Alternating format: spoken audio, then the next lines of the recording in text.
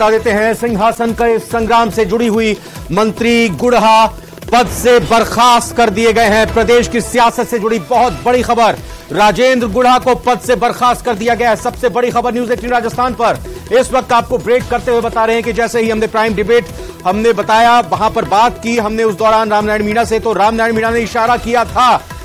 कि आज रात तक कार्रवाई हो सकती है, विधायक रामनारायण मीणा ने कहा था। और देखिए इस वक्त ये बड़ी खबर आती हुई, मंत्री राजेंद्र गुढ़ा को पद से बर्खास्त कर दिया गया। ये प्रेरोगेटिव होता है मुख्यमंत्री का और जाहिर तौर पर इस संबंध में राज्यपाल को फाइल भेजी गई और अब मंत्री राजेंद्र गुढ़ा को पद से बर्खास्त कर दिया गया। आपको बता दें कि राजेंद्र गुढ़ा ने बस करीब 2 घंटे भी नहीं हुए, 2 घंटे पहले आज विधानसभा में बयान दिया और ऐसा बयान दिया जिसको लेकर सरकार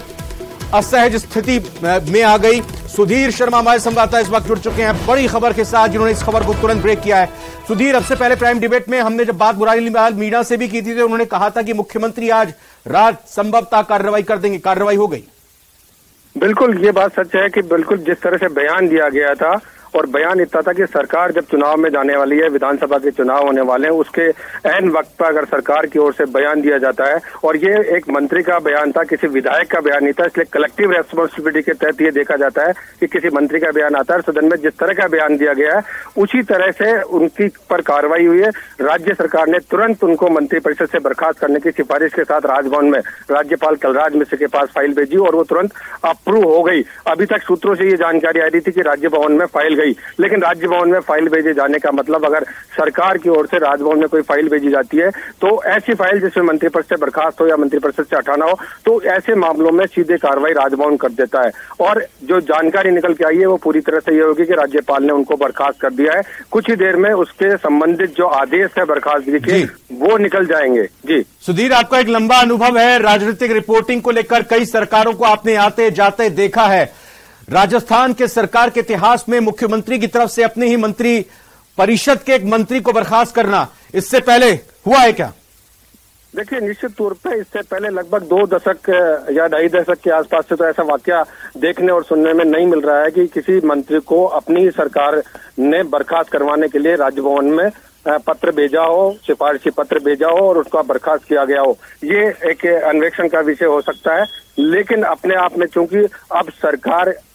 चुनाव में जाने वाली है, प्रदेश में विधानसभा चुनाव होने जा रहे हैं, और जिस तरह से आज दोपहर 2:43 से लेकर 2:51 की जो पूरी कार्रवाई थी विधानसभा की, वो मणिपुर को लेकर, मणिपुर में हो रहे महिला अत्याचारों को लेकर थी।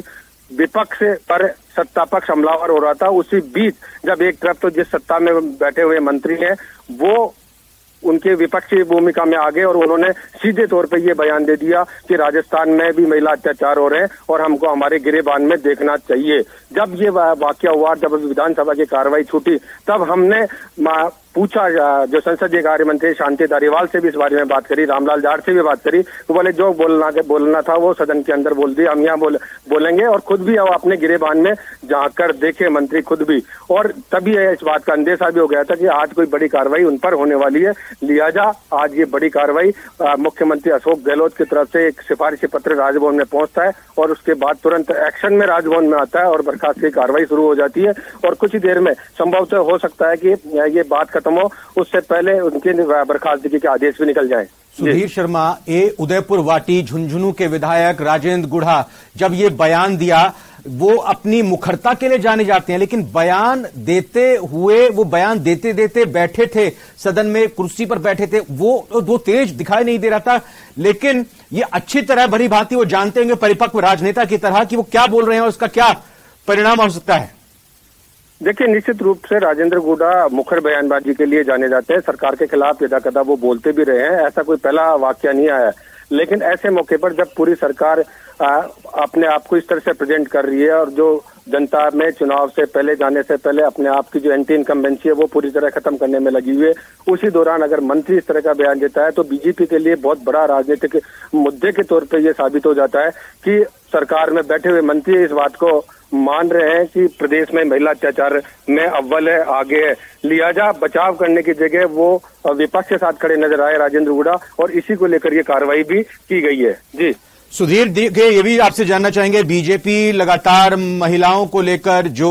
अत्याचारों की बात के आरोप सरकार पर लगा रही है, उसको लेकर जब राजेंद्र गुढ़ा का यह बयान आया तो हाथों हाथ बीजेपी ने इस बयान को लिया और सराहना की इस बयान की। और अब जब इस्तीफा हो गया है तो बीजेपी हमलावर होगी कि भाई जिन्होंने सच्चाई रखी, बीजेपी ऐसा कहेगी जिन्होंने सच्चाई रखी आपने उन्हीं की बलि ले ली, उन्हीं को बर्खास्त कर दिया। तो इसको लेकर कांग्रेस और सरकार के पास क्या रणनीति होगी?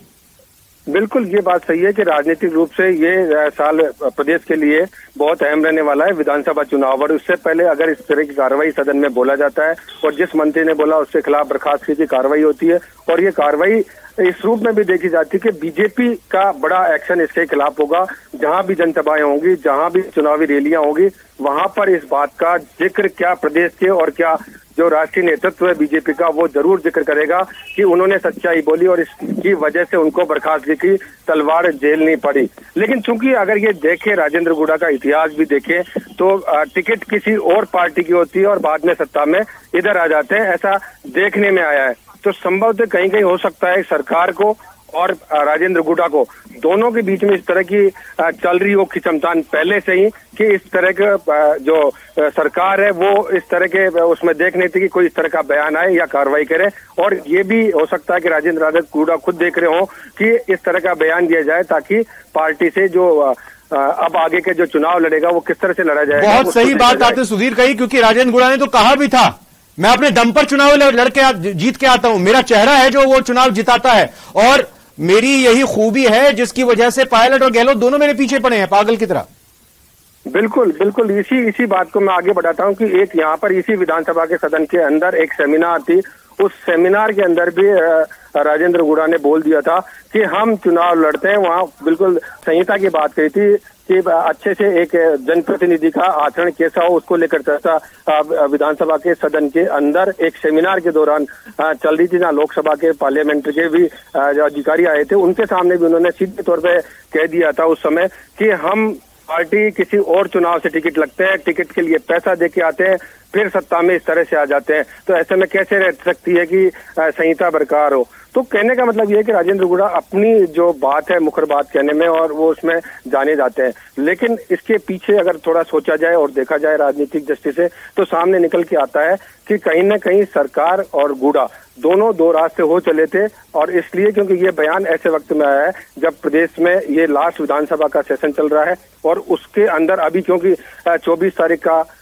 विधानसभा की बैठक होगी तब ये बहुत ज्यादा हमलावर बात हो जाएगी। तो ये कहीं कहीं ऐसा लगता है कि पहले से ही कोई खींचतान जो सरकार और सरकार में रहते हुए मंत्री के बीच चल रही थी उसको आखिर टूटना ही था, ये भी समझा जा सकता है। जी, सदन की कार्यवाही का आपने जिक्र किया, करीब 6:30 पौने 7 के आसपास ये बयान दिया गया था राजेंद्र गुढ़ा जी की तरफ से। उसके बाद फिर सदन की कार्यवाही इसको स्पष्ट कीजिएगा कि 8 बजे तक के लिए बढ़ाई गई थी। देखिए मैं आपको क्लियर कर दूं कि ये बात 2:43 पर जब बिल पे चर्चा हो रही थी उसी दौरान जो सत्ता पक्ष के विधायक थे वो मणिपुर में घटना हुई है उसको लेकर तख्तियों पे लिख के लाए थे कि बीजेपी शर्म करे, मणिपुर की घटनाओं जिस तरह से महिलाओं पे हुई थी वो तख्तियां लेकर आए थे और बीजेपी के विधायकों को दिखा रहे थे। उसी दौरान जब राजेंद्र राठौड़ और सत्ता पक्ष के बीच तीखी बहस चल रही थी उसी दौरान लगभग 2:50 के ऊपर ये वक्तव्य कुछ सेकंड का था, 15 या 20 सेकंड का मैक्सिमम रहा होगा, जिसमें उन्होंने जो बोला और बिल्कुल वक्तव्य की आप बात करें सुधीर। देखिए वक्तव्य एक बार फिर से हम दर्शकों को सुना देते हैं, आप लाइन पर बने रहिएगा। वक्तव्य जो दिया राजेंद्र गुढ़ा ने आज विधानसभा में, आइए अपने दर्शकों को सुनाते हैं, दिखाते हैं। ये जाना चाहिए सच्चाई है कि हम महिलाओं की सुरक्षा में असफल हो गए और ये राजस्थान में जिस तरीके से अत्याचार बढ़े हैं महिलाओं के ऊपर, मणिपुर के बजाय हमें अपने गिरेबान में झांकना है। ये जाना चाहिए सच्चाई है कि हम महिलाओं की सुरक्षा में असफल हो गए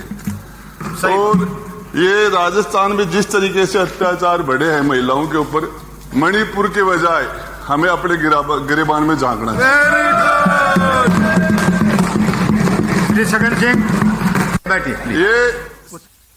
तो ये बयान एक बार लेकिन सुनवाया हमने 2 बार। सुधीर शर्मा लगातार हमारे साथ बने हुए हैं। आपने जैसा सुधीर कहा भी 15 सेकंड के आसपास का ये बयान, ये सच्चाई है कि महिला की सुरक्षा करने में हम नाकाम हो गए और मणिपुर की हमें अपने गिरेबान में झांकना चाहिए, मणिपुर की घटना को हमें नहीं देखना चाहिए। ये जो बयान निकलकर सामने आया, आपको बता दें कि उन पर कार्रवाई तो होगी, जैसा अभी खबर हम दिखाई रहे हैं, लेकिन 2 दिन पहले कांग्रेस की ही विधायक, महिला विधायक, वो ये कहती है कि मैं खुद ही सुरक्षित नहीं हूं, सुरक्षा मेरे को मिली हुई है, उसी में मेरे पर हमला हो जाता है। प्रदेश की जनता का क्या अंदाजा लगाया जा सकता है? उस दौरान भी ये बयान जब सामने आया तब बीजेपी तब भी हमलावर थी, लेकिन आज ये एक बड़ी बात हो जाती है जब सदन के अंदर सरकार के मंत्री कहते हैं और सरकार को असहज करते हैं। बिल्कुल ये सही बात है कि दिव्या मदेरणा ने जब विधानसभा की कार्रवाई शुरू हुई, उसी दौरान जो 4 लोगों की हत्या का मामला था वो उठाना चाहा प्रश्नकाल में, और उनको अध्यक्ष आसन की ओर से उठाने नहीं दिया गया था, सूचना नहीं देनी गई थी। उसमें कहा गया था कि शून्यकाल में ये मामला उठाएं। वो तुरंत सदन से बाहर हो गई थी और बाहर आके जो अपना मीडिया में रिएक्शन दिया था वो सबसे पहले यही रिएक्शन था। और ये समझने वाली बात है कि सत्ता पक्ष के विधायक या मंत्री अगर इस तरह की बात करनी चाहिए तो